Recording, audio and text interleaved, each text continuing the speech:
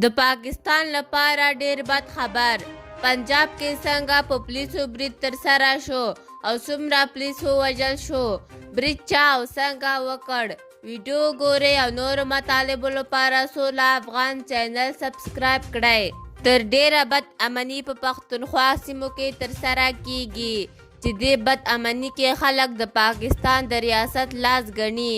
دې ځل پنجاب کې هم د پولیسو د وژلو، ورکېدلو او زخمي کېدلو ستر خبر ورکړول شو، خو دا برید د پاکستان تحریک طالبانو لخوا څخه نه ده ترسره شوی بلکې غلو ترسره کړی ده.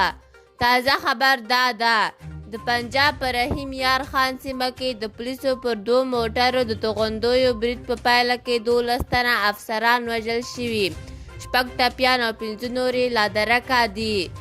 د پنجاب پولیس وایي دغه پیښه د رحیم یار خان په ماچکا سیمه کې شوې او په خبره یې د غلو یوې ډلې د پولیسو پر 2 موټرو برید کړی ده.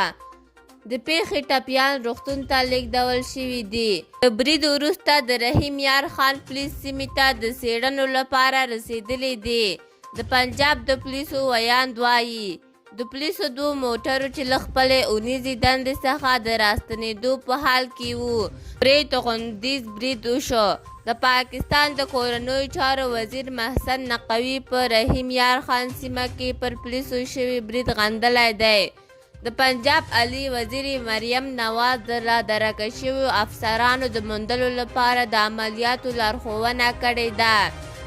بل پلوه د پاکستان ولسمشر آصف علي زرداري او لومړی وزیر شهباز شریف د پولیسو پر کاروان د دغه برید غندنه کړې او د وژل شویو پولیسو له کورنیو سره یې خواخوږي څرګنده کړې ده.